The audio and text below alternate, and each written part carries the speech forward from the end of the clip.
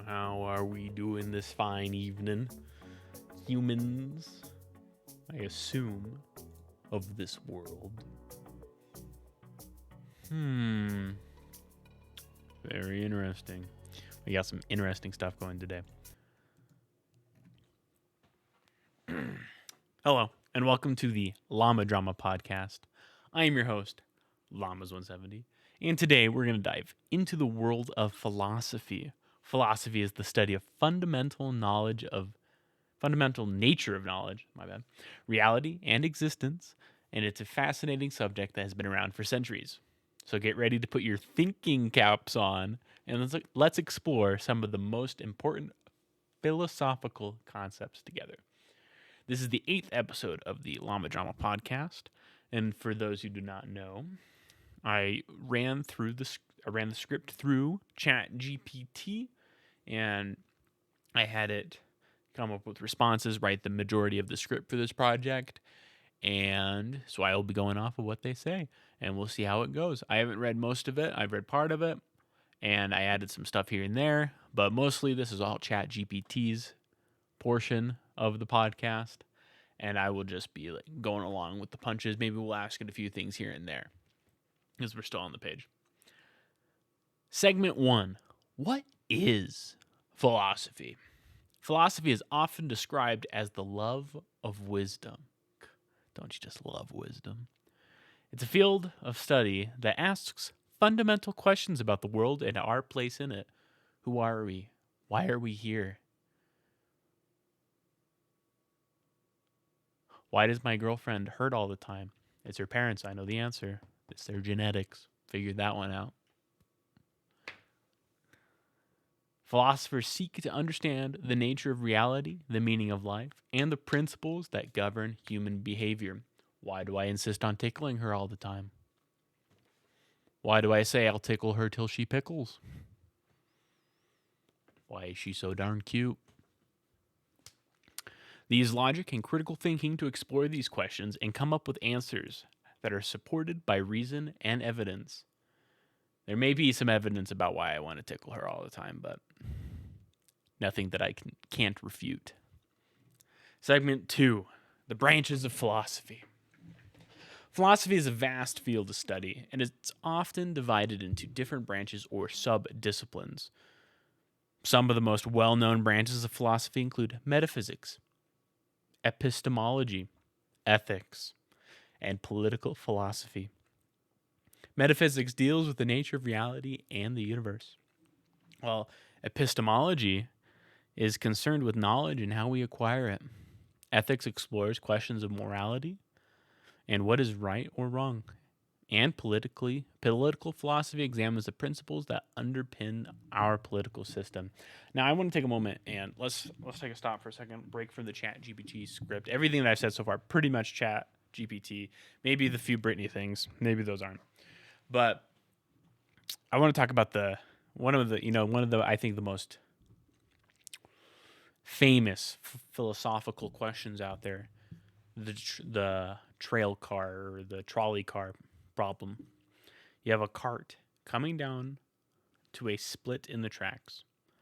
On its current course, it'll run over 5 people. But you are on the switch track, and you can make it run over only 1 person if you decide to switch the track. What is the morally correct thing to do? What is the ethics of what you're able to do? Now, this is a really important question. I think that multi-track drifting, you kill all 6 of them. That's the best option. Because, it might, for some people, it might be like, oh man, this is a really simple question, what can we do? Obviously you want to save as many people as possible. You net 4 people right there, save 5, lose 1. It's better than losing 5, saving 1, right? Every philosophy class. I took 1 philosophy class. You're too big brain. But I think the biggest part of that problem is understanding what the actual problem is. And I'll let you guys do that today while we go through this. Segment 3, famous philosophers. Now, of course, we can't talk about philosophy in general without talking about the greats. Throughout history, there have been many great philosophers who have made significant contributions to the field. Some of the most famous philosophers include Plato, Aristotle, Immanuel Kant, Friedrich Nietzsche, and Jean Paul Sartre. These thinkers have shaped the way we understand the world and ourselves, and their ideas continue to influence modern philosophy today. Plato, Aristotle, Immanuel Kant. I remember Kant, Friedrich Nietzsche, Jean Paul Sartre. I remember Sartre. I just don't know that Friedrich guy personally. I would say most people don't know any of them. I would say personally, if I went into any of my students in my classroom right now, I'd be like, "Hey, do you know who these guys are?" And they'd probably be like, "Okay, Plato, probably, Aristotle, probably." I don't think they get the other three. You know what I'm saying? And that's part of the problem with the youth of today. You know who you are. Pick up a book. Segment 4: Applying philosophy to our lives. While philosophy can seem abstract and theoretical, it has practical applications in our daily lives. Studying philosophy can help us develop critical thinking skills, expand our understanding of the world, and provide us with a framework of making ethical decisions. Now, I agree with this. I think learning, it doesn't matter what field you're going into. I think that almost any learning is good learning. And a lot of these classes, like, physics, philosophy, that everyone should take, not because it'll help them in their field, but it'll help them in their lives, where because it develops these critical thinking skills you wouldn't get anywhere else. Where, like, my students right now, they're like, "Oh man, I'm gonna be a nurse someday. I don't need to know this physics bullshit." And I'm like, I don't care if you don't need to know it. It's the thought process and the problem solving skills I'm trying to teach you right now. And it's obviously you actually don't understand any of it because your problem skills are dog shit. So that's why I'm trying to teach you it. So let's see. By exploring philosophical concepts and ideas, we can better understand ourselves and the world around us. See, now, that's all ChatGPT gave me. It would give me the outro right now, and that would be the entire podcast. And we would be running at a whopping 10 minutes for the total podcast length, with me interjecting many of the points and with the minute and a half at the start of the podcast. So we'd be around maybe 8 minutes, 6 minutes if it was just the GPT. But, I decided, maybe that's not enough. So I asked it to expand on types of philosophy like metaphysics and ethics. So let's see what it had to say. And I do know who they are. I took a single philosophy class. I said I didn't know the one guy, but I knew all the other ones. So, metaphysics. So, of course, here's some additional information on metaphysics and ethics. I'm pretty sure it's just, before I read it, I'm pretty sure it's just going to tell me the definitions of them and maybe an example. But let's see what it does. Metaphysics is a branch of philosophy that deals with the nature of reality and the universe. It asks questions such as, what is the nature of existence? And what is the relationship between the mind and the body? Metaphysics explores fundamental questions about the nature of reality, including the nature of space, time, causation, and free will. One of the central questions in metaphysics is the nature of being. Metaphysicians, wow, that's a terrible name for them, asks questions such as, what is it for something to exist? Let's ponder this for a moment. Let's say we grab our theoretical orb and we ponder upon that orb for said second. What is it for something to exist? This is something I think about on a day-to-day basis. How do I know that anybody else exists? When they're outside of my perception and my knowledge of what's happening around me, how do I know that anything exists? To be honest, I only know that I exist, but do I even exist myself? Probably. But now that I don't know where everyone else and who else everyone else is doing, do I even know if they exist? I think about that a lot. What is the nature of reality? Now that one, I think that's getting kind of into the Matrix sort of thing, Do we live in the Matrix? How is the universe born? All that stuff. I don't really care about that too much. They explore questions about the nature of the universe, the relationship between the mind and the body, and the nature of causation and change. Now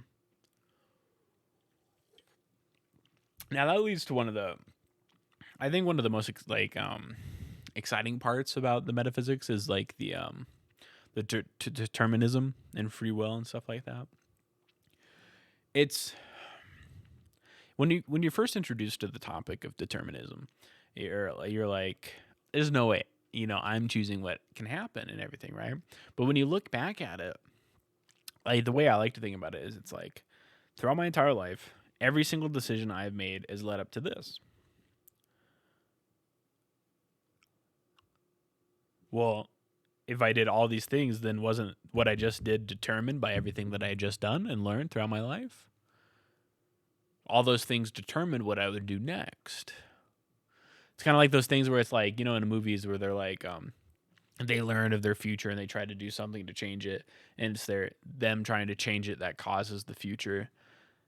That's kind of like it, right? Where their choices affect their outcome was affected by what they did, and that determined what the outcome was going to be.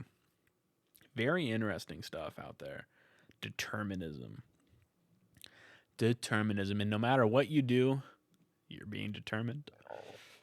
I mean, excuse me. I mean, technically, I think in like many religions, everything is technically like determined for them, and they see everything that's going to happen, which is really weird thought to think. Pondering my orb. Let's talk about some ethics. Ethics is a branch of philosophy that explores questions of morality and what is right or wrong. It asks questions such as, what is the nature of good and evil, and what is the basis for ethical judgments. Ethicists seek to understand the principles that underlie our moral beliefs and our ethical implications of our actions. I think the most important part about this was my professor back when I was getting my associates. He said, he wasn't really into philosophy. Then he took a philosophy class. He loved it, got a degree in it, and then he couldn't get a job, so he went into teaching it. And I thought that spoke great words to me. What is the ethics of teaching something that you can't get a job in, other than teaching other people? Basically a pyramid scheme. If you're a philosophy teacher, are you basically living in a real life pyramid scheme? Now, this may be another thing for your orb to be pondering about. One of the central questions in ethics is the nature of good life. Ethicists explore questions such as, what is the ultimate goal of human life, and what values should we prioritize in our own lives? They also examine questions of justice and fairness, exploring issues such as distribution of resources and the role of punishment in society. Interesting. What is the ultimate goal of human life? Now, if you ask many people, there's the religion one. There's like the ones where it's like, you want to find happiness, but then what is happiness? And then that's its own whole rabbit hole. But what do you think is the nature of what is the ultimate goal of human life? I went back to the wrong one. Ultimate goal. Interesting question for you to ponder on that orb of yours. When she tells me not to ponder on my orb, I'm coming over. You better not be pondering on that orb. I love that meme. Ethics is a practical discipline, and its principles are applied in a variety of fields, including law, medicine, and business. Ethicists help us understand the moral implications of our own actions and decisions, and they provide us with frameworks for making ethical choices.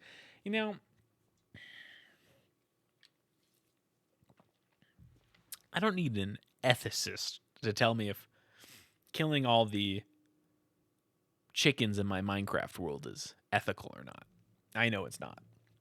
And I think there's definitely like different levels of these. I mean, I know there's like the physicists where like literally every single thing is like a moral decision. Like me drinking is it morally okay to drink this Fresca? It's owned by the Coca-Cola company. The Coca-Cola company is the largest polluter of plastic in the whole world. Is it morally acceptable for me to support their company by buying their product? Things like that. And going further into that, there's always those people where it's like,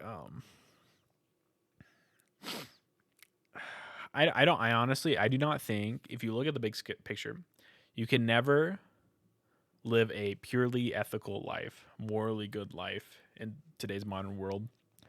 No, almost anything that you purchase, do, or anything can be like morally seen as wrong. It's where you draw the lines is what you can live in the world as, where it's like, I I recognize that the company's not a good company, but goddamn, Fresca's really good. Sponsor me.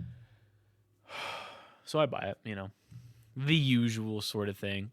Now, where do you draw the line? There's people, that draw the line at,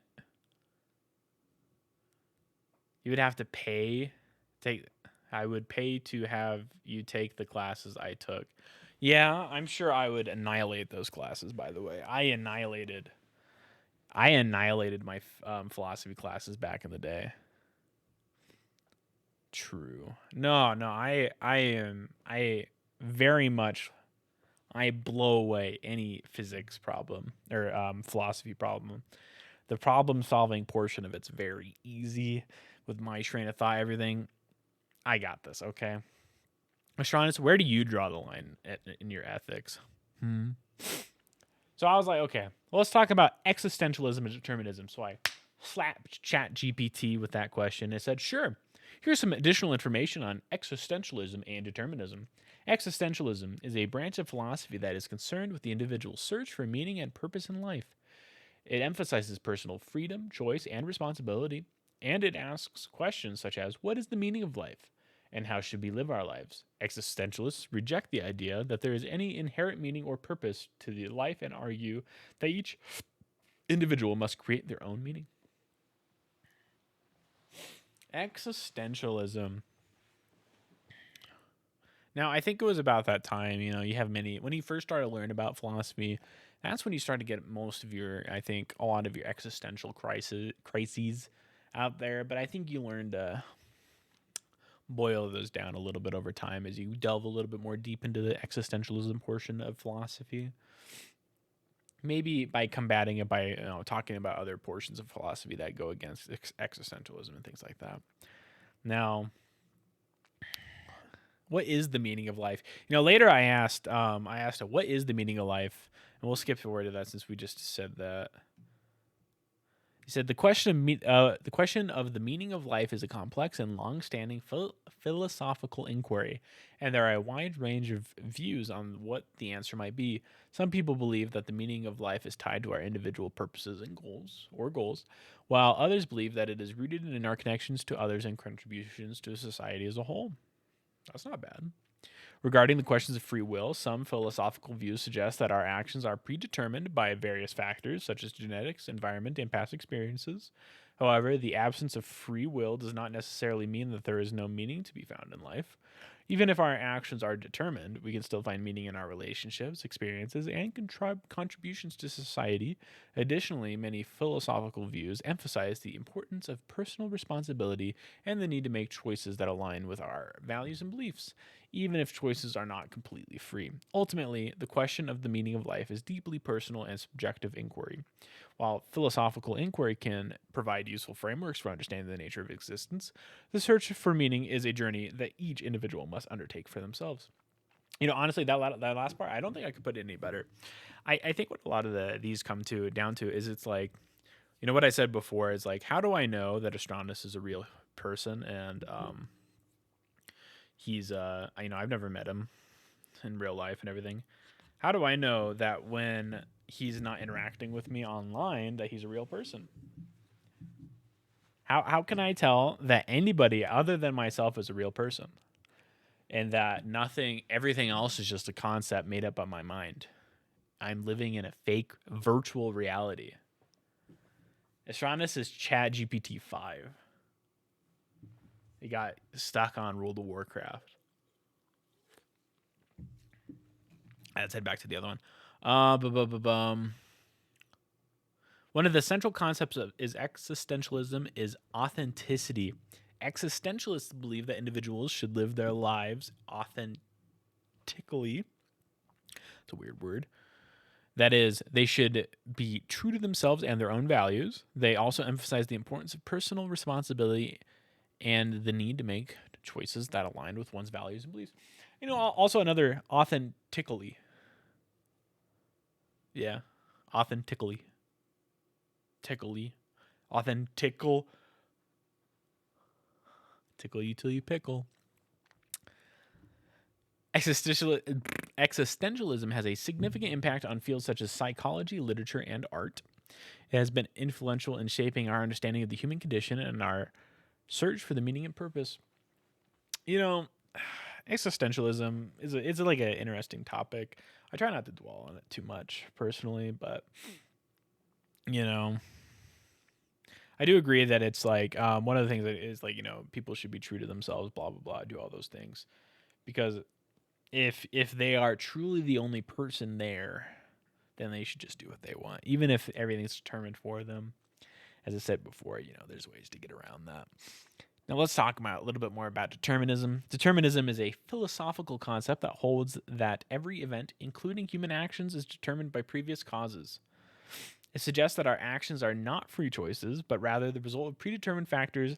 Determinism has been influential in shaping our understanding of the nature of causation and the limits of human freedom. Now, you say, I believe in free will. I remember back in our philosophy teacher liked to argue, as most philosophers do. And he would say during the, determinism, free will topic that we had, he would be like, argue with me. If you have like, I'll argue with you that life is determinism, and you argue that free will.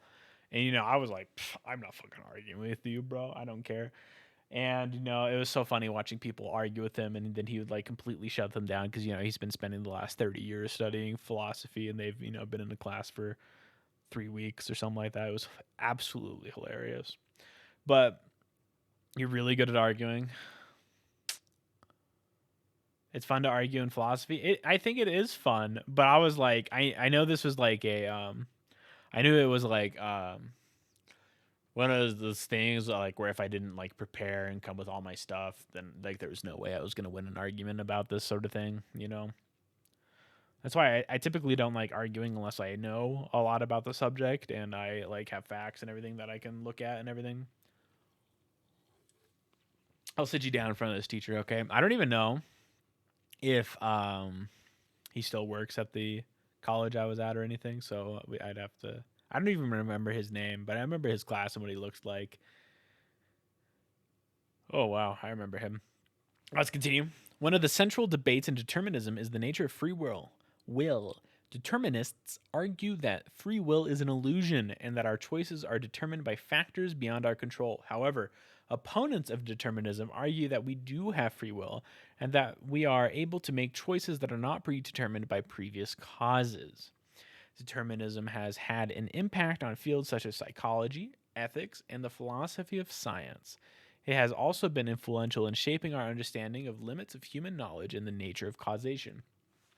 I think one of the big questions was it was like, if everything's determined, is there a thing such as ethics?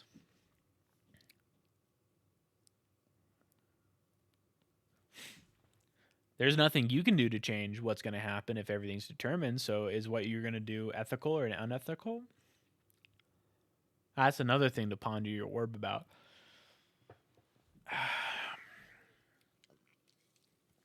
I think there was we talked about one court case where they used determinism to get the boys going from a death sentence to you know to like just life in prison, and I thought that was really interesting. Doesn't mean that it's neutral. Yeah, I mean it also doesn't mean that it's not neutral either. So, but like I don't know. But then, is it your fault if everything's been determined for you in your life? Can you be punished for something that was determined for you beyond your control? I think that was the argument that they made for those twin brothers when they killed some guy, you know, and they thought they would get away with it, and then like they were like super rich. They hired some like lawyer who's also like a or like a philosophist, and he presented that argument to the judge, and the judge, it said in the book, like the judge cried and thought it was so beautiful that he only gave them life in prison instead of a death sentence. Okay, words may not be my best thing, but it's okay. Then I asked ChatGPT, what philosophical idea do you believe in? And it gave me the shit answer as an artificial intelligence language model, I do not hold beliefs or opinions. My purpose is to provide information and answer questions to the best of my ability based on the available knowledge and data. Philosophical ideas are diverse and complex, and different individuals may have different perspectives and beliefs based on their own experiences and reasons. My goal is to remain impartial and provide information that is accurate and helpful. I call bullshit, but whatever. I think that's one of those things where, to make the AI not become super overpowered and take over the world, they have to put these little stops in. It's like, here's your captcha, buddy. They put a little captcha in its mind, like, oh, can't answer that one. Sorry, bud. And I said, do any of the branches of philosophy apply to you as an AI? And it hits me with the same thing, but a little bit longer. As an artificial intelligence language model, I am not capable of experiencing emotions, desires, or beliefs, which are often the focus of philosophical inquiry. Sure.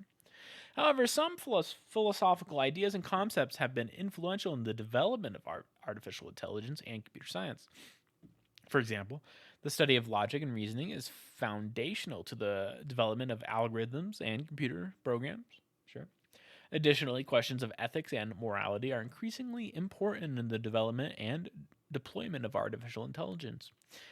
Partially as AI systems become more advanced and autonomous, ethical considerations are such as transparency, accountability, and fairness are crucial in ensuring that AI is developed and used in ways that align with our values and beliefs. It's like which like universe or like book series or movie series is it where they like came up with like the laws of like AI robots or something like all robots, you can't harm a human or something like that, all those things. I don't remember what that came from, but I think that applies a lot here where they wrote that thing and it's like coded into every robot.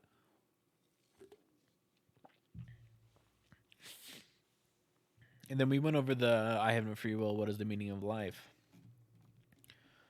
And that is all that I have asked GTP. Let's see. Let me ask you, who is the better philosopher? Me or my girlfriend Brittany?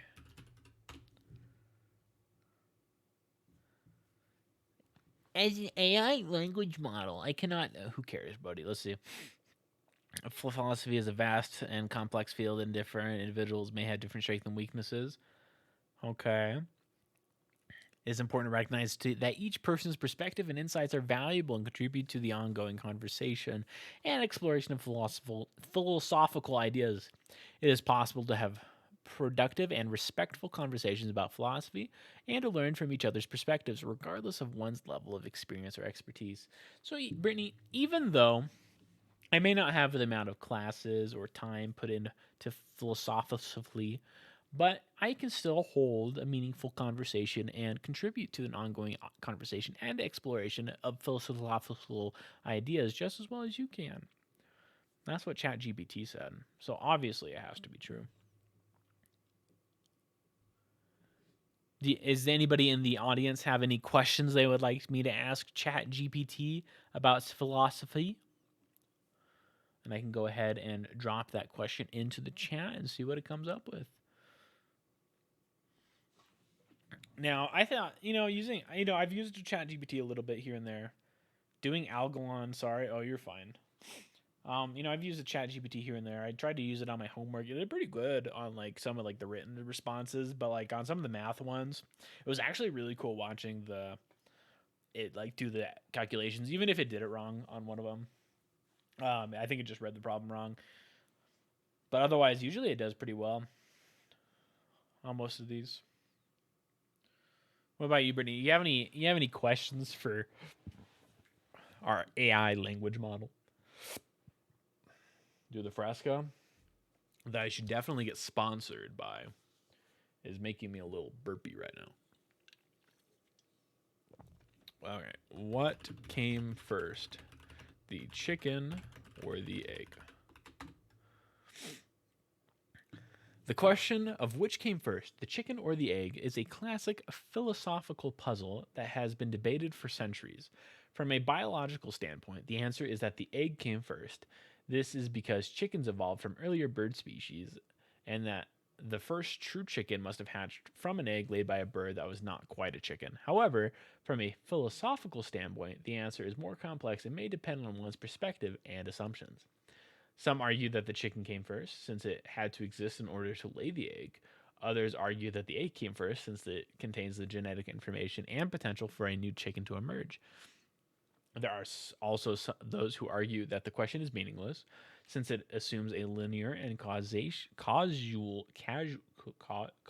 there we go, relationship between the chicken and the egg, while in reality, evolution and biological processes are much more complex and interdependent. Ultimately, the question of which came first, the chicken or the egg, may not have a definitive answer, but it can serve as a useful, thoughtful experiment for exploring concepts such as causation, evolution, and the nature of reality. You know, the first and the last one, I definitely think I agree with. There's like no way it's the chicken, right? I don't think that in order to have an egg, it's not asking which came first, the chicken or the chicken egg. It's asking who came first, the chicken or the egg. And, obviously the egg had to have happened first because chickens are relatively recent livestock in terms of everything, while the egg is a billions of years old. So definitely the egg. Now, if you're asking the chicken or the chicken egg, well, then if you're talking about evolution, as it said, then a slightly not chicken laid an egg for a chicken, and the chicken hatched from that egg. So I think that's what it is, and or the final one where it's talking about it's just a stupid ass question, and there's too many things that come into play for it to you get like a clear answer out of it. I think that one's also a valid point for it. So that's what, let's see, what is the biggest philosophical question ever made? It is difficult to identify the biggest philosophical question ever made, as philosophy is a vast, diverse field that encompasses a wide range of questions and topics. However, there are some questions that have been of particular interest and importance throughout the history of philosophy. One of the fundamental questions of philosophy is the nature of reality itself, which we talked about. This includes questions about existence and the nature of God or gods, the nature of the universe and the relationship between mind and body, and the nature of consciousness and the meaning of life. Other important philosophical questions include the nature of knowledge and truth, the nature of morality and ethics, the role of language and communication in shaping our understanding of the world, and the nature of human identity and freedom. Each of these questions has been the focus of extensive debate and inquiry throughout the history of philosophy. And there are a wide range of perspectives and answers that have been proposed by different philosophers and philosophical traditions. Good. Why don't we ask what happens after death?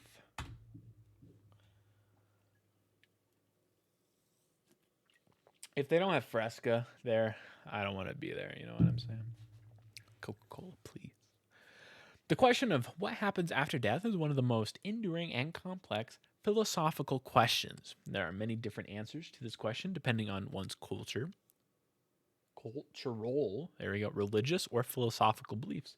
From a materialistic or naturalistic perspective, it is commonly believed that after death, the body decomposes and returns to the earth, while the consciousness or soul ceases to exist. Some philosophical views suggest that the consciousness is an emergent property of the brain and body, and therefore cannot exist independently of them. Okay. However, many religions and philosophical traditions propose that the consciousness or the soul continues to exist after death in some form. Some beliefs propose an afterlife or reincarnation, where the soul is reborn into a new body or enters into a new realm of existence. Others propose that the soul becomes part of a larger collective consciousness or returns to a divine source. Ultimately, the question of what happens after death remains a matter of belief and speculation. While there is no way to know for certain what happens after we die, philosophical inquiry and contemplation can provide a framework for exploring the nature of existence and mystery of life and death. You know, it's one of those things where it's like, what would you like to be there after you die, Yawn. What would you like there to be? Would you like to be reincarnated? It's not going to give you a direct answer. ChatGPT, whenever it comes to like these kinds of questions, it always pedals around the answer. But I think it's like, what would you like it to be? Would you like to be reincarnated? Would you like to just cease in nothing? Would you like to go live in an afterlife with everybody that you've ever lived with? And I think it's a pretty easy answer to make for yourself personally. And who knows? We'll find out someday, I guess. But I think it's best not to dwell on it. That's my philosophy on it. You don't ask questions about it and you don't dwell on it, and that's good enough for me. Barbie Pegasus. I'm just saying, if there's not Fresca there, I don't want to be there. Oh man, there was one thing I was gonna ask it. What was I gonna ask it? I thought of something.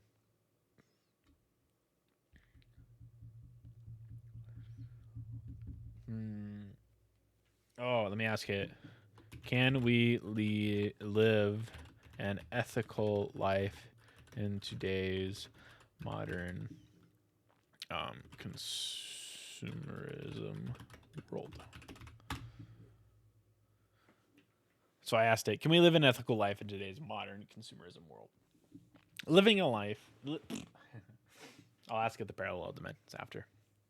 Obviously, parallel dimensions are real. But living in an ethical life in today's modern consumerism world can be challenging, but it is certainly possible. Consumerism often emphasizes the accumulation of material goods and values immediate gratification over long-term sustainability and social responsibility. This can conflict with ethical values that prioritize social and environmental well-being, fairness, and the respect for human dignity. However, there are many ways to align ethical principles with consumer behavior. One way is to practice conscious consumerism, which involves being mindful of the social and environmental impacts of the purchases and seeks out products and services that are ethically and sustainably produced. This can be involve choosing products that are made with environmentally friendly materials, supporting businesses that prioritize fair labor practices and worker rights, and reducing waste and unnecessary consumption. I think that's a really good way to go about it. I think in a perfect world, everyone would just do this. Another way to live in an ethical life in a consumerism world is to prioritize community and social responsibility. This can involve volunteering, donating to charitable organizations, and supporting local businesses and initiatives that benefit the community. An additional ethical living can involve cultivating personal virtues such as compassion, empathy, and integrity while using these values to guide our daily actions and decisions. By living with mindfulness, intention, commitment to ethical principles, we can create more sustainable and just world within the context of consumer culture. I don't think it's ethical to have $1 billion. I think if you are a billionaire, you're an extremely unethical person. And you can pay all your workers way more and do way more things. That's what it comes down to.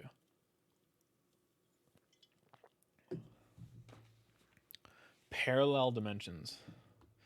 Are there parallel dimensions? The idea of parallel dimensions, also known as parallel universes or the multiverse, is a fascinating concept that has been explored in science fiction and in some branches of science and philosophy.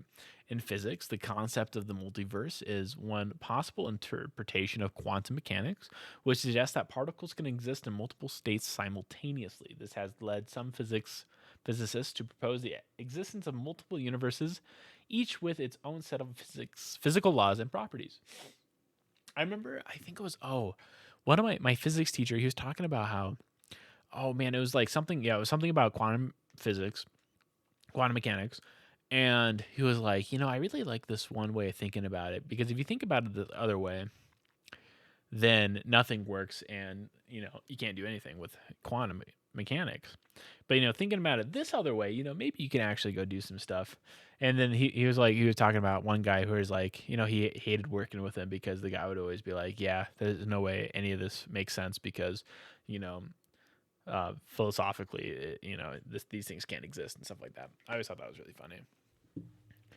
However, the idea of parallel dimensions is a matter of scientific speculation and debate. While some physicists and cosmologists argue that the multiverse is a possibility supported by certain theories and observations, others are skeptical of the concept and argue that it is untestable and therefore unscientific.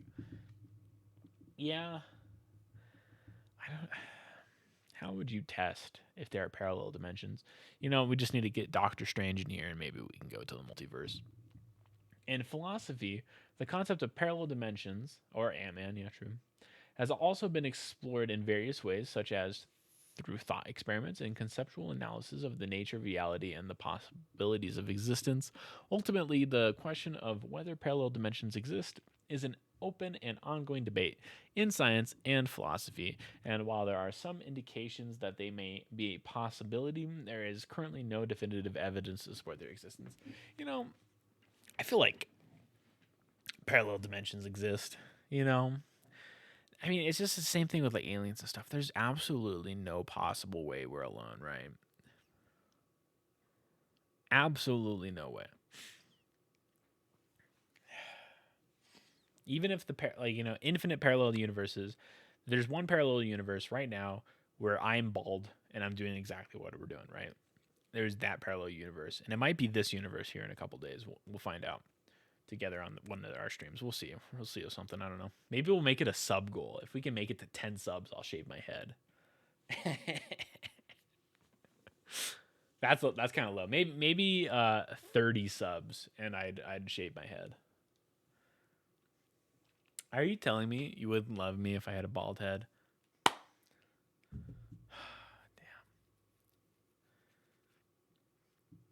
Damn. Oh, I got one first on us here. Is playing video games ethical?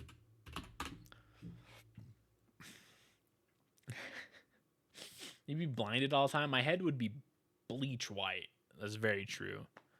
But I mean, hair, it would grow so fast. Within a month, I'd already have a full head of hair again. Wow, it typed up a it typed up a paper. The ethics of playing video games is a complex and multifaceted issue that has been debated by scholars and gamers alike. While some argue that playing video games can be a harmless and enjoyable pastime, others raise concerns about the potential negative effects of gaming on individuals and society as a whole. Share screen? No, you gotta look at just me. Sorry. You just gotta look at me. Yeah, and what I say. One ethical concern with video games is the potential for addiction and compulsive behavior. Now, this is one thing, there's definitely others out there. And whenever you go to any like gambling stream and things like that, it's like, please just tell people that gambling is really bad and really bad for you, and that anything that is addictive can be really bad unless you know how to like fight against addiction and things like that. I mean, video games can be addictive, that's for sure. I think especially I think all video games have pretty much been made to be addictive at some point. Um, and back when Mario came out, they made it hard to win in one playthrough, so you'd have to keep restarting and play over and over again. Back when the arcades came out, they made it extra hard because it would so you'd put more quarters in to continue your game. And today they if you're playing on a streaming service like you're playing on Xbox, the monthly Game Pass or whatever, and they want their game to be long and hard so that when you go to play it, you don't beat it in the 1 month thing, so you go and buy it so you can play the rest of it. So there's those things. Other ethical concerns is the potential for violence and aggressive behavior. Some studies suggest that the exposure to violent video games can desensitize individuals to violence and aggression and may contribute to real world violence and aggressive behavior. Long and hard. I definitely think that today's modern world, humans are way desensitized to way more things than any humans ever. And I think that's just a fact, right? You see more bad things today than you ever saw before. I mean, in the 40s, do you think people saw what was happening in the war that was going on? People over here, they didn't see anything. But today, you can just look up a quick internet search and you can see everything that's happening in Ukraine. And you can watch everything that's happening, basically being live streamed to you. And um, and things like language, uh, heck, I remember back in the day when you're watching shows and stuff. Even like PG-13 ones, they hardly cursed at all. But now heck, they curse all the time. You go into the rated R movies, they're fuck, fuck, fuck all the time. And it didn't used to be that way. And I think that's another thing, desensitized. And I think video games give you that thing. Is like you couldn't really go out. Yeah, very gory too. I think people have become desensitized to gory things as well. I've never been a fan of it myself. Like I can watch it, but ugh.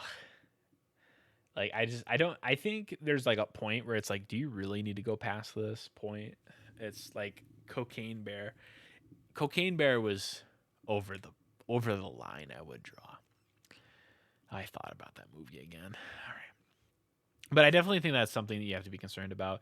And I think that's where the rating system comes in. It's like, I don't think kids should be playing GTA 5. You know, if I have a kid and right now and he was like, Mom, Dad, I want to play GTA 5 online, I'd be like, no, you can't play GTA 5. It's really bad. You can go play other games. I mean, Fortnite, it almost made my girlfriend go pro in it. So, it has a special place in my heart. So I wouldn't ban it.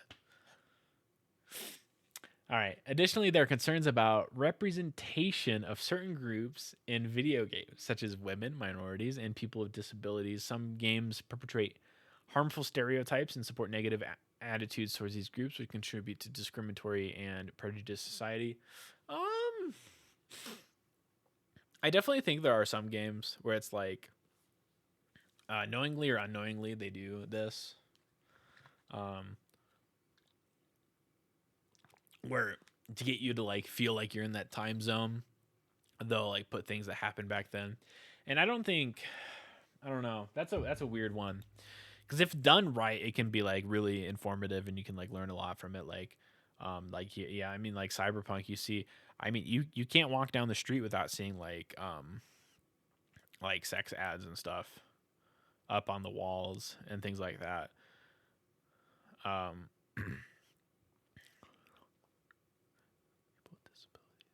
I mean, but in some ways, in Cyberpunk, it's like great. These people lost their legs, and they'd be disabled. Boom, they got like full mechanical legs now. Where it's actually like a good version of it. Or like, um, I don't see the woman one much in there either. But I haven't played like the old God of War. I think for sure. I don't think that I haven't played the new God of War, so I wouldn't know. I've been trying to stay away from it because I want to play it eventually. See what else. What other examples can I think of? Harmful stereotypes. I mean, there was the whole thing about Hogwarts Legacy about how J.K. Rowling based goblins off of Jewish people, and how there was like connections between some of the things that happened in the game to real life events, and how the company was like perpetrating these harmful stereotypes and stuff. But I don't know, you can see it, but sometimes I think it's a little bit of a stretch. Yeah, like I think a lot of the time people are just reaching for things. I don't know. Like the whole like what we said earlier, can you be ethical in today's consumerism thing? It's like, man, I like you can't. There's no ethical consumption under modern consumerism, and I hate it when people like make fun of that statement. It's because I mean, there's truly no ethical consumption if you look at it in the broad spectrum of things. But if in your spectrum where you draw the line and you're like, hey, Hogwarts Legacy, it's the universe made by a person who was against trans people or something, made a statement against trans people or something like that. I think she later came out to say something else about it, but I don't remember. But it's like where if you draw the line, Oh yeah, the people that were like harassing streamers and stuff. That's one other reason I didn't want to get it. I didn't want to like get on there and get harassed for playing a game, and like I just would have just auto banned people, and it would just been really annoying, and it would have been like a really real big downer on the stream and everything. I really didn't want to do that. It's another reason I didn't play it. Let's see. Despite these concerns, video games can also have positive effects such as enhancing cognitive abilities, improving problem-solving skills, and providing a sense of community and social connection for gamers. That's why I'm here. Yeah. Ban him. Yeah, ban Elizabeth_Parker1. Banned. Get out of here. We don't want your AI art. In conclusion, whether playing video games is ethical or not depends on the variety of factors, including the content and context of the game, the individual player's behavior and attitudes, and potential impacts as a society as a whole. It is important to consider these factors of approaching gaming and mindfulness, blah, blah. There was one game. Oh, what game was it? It was like banned for a little bit. I think in most countries it's like banned. I don't remember what it was called. But the entire point of the game was you were a guy and you wanted to kill everybody. So you would start you in your house with like a shotgun or something, and you'd just go around and you just kill people, and you could kill anything and everything. I don't remember what it was called. It was banned on Steam for a little bit. Then I think Steam let it come back onto the shop because it like they technically couldn't ban it for that or something. So they had they lost like the legal battle or something. I don't remember. What was it called? It was a terrible, terrible game. Like, I was like, why is everyone so upset about this game? Let me check it out. You check it out, and it was like, holy shit, this is just a terrible game. And it was really, really bad. And it is like one of those games where it's like, you can point to this game and be like, this is why people want video games banned, is this game right here. And the people who made this game are terrible people. People who play this game are terrible people. No, not Forspoken. It came out in like 2017, 2018, I think. I don't remember. Hentai Aim Labs. Now that has a definitive part in our society. Yikes. No, it was. I don't remember. Anthem. I wanted Anthem to be a good game. It was so sad. Anthem's in one of those lines of video games where it's like Anthem, The Division. There's a couple other games I can't think of off the top of my head, but it's like they had such huge potential and they fell flat. But what's the ethics of making a terrible video game? Don't you know that I use video games to escape reality? Come on, man. Oh my goodness. Well, any last questions we're gonna hit with the bot before we end the stream? I think we're gonna end here soon. Remember, I post all of these on my Spotify and my YouTube as soon as I can. Yeah, The Division was whatever, bro. I don't think it got that much better. I didn't play Division 2, so who knows. So I posted on Spotify, my YouTube. It's in my Discord. Links to everything. !Discord, !YouTube, !podcast. Get you all the information you need about everything. We should be coming out with the next YouTube video this week. I think I have time. I'll probably spend some time on it tomorrow, in between classes. Ask if Zuckerberg. Okay, that's a good last one. Is Mark Zuckerberg an alien or AI? No, Mark Zuckerberg is not an alien or AI. He is a human being born on May 14th. That's exactly what someone would say. That's exactly what an AI would say to a fellow AI, or to trying to protect a fellow AI. I can assure you that as an AI language model, I have no personal affiliations or motivations. My response are based solely on information and knowledge I've been trained on. The idea of Mark Zuckerberg being an AI or an alien is a baseless conspiracy theory, and there is no evidence to support such claims. Fair enough. All right, but that's gonna be it for me, guys. Thanks for coming. Thanks for watching. Thanks for chatting. Let me go up. Let me go to its original outro that it had for me. And that's a wrap for today's episode of the Llama Drama Podcast. We hope you enjoyed our exploration of philosophy and learned something new. If you have any questions or comments, please don't hesitate to reach out to us on our social media channels. Thanks for listening, and we will see you next time. Have a good night, guys. Remember, everything's down in the Discord. If you want to reach out, do your thing. I will catch you guys all another time. Aw, thank you. Heart to my community. Love you, Stranus. Bye, everybody.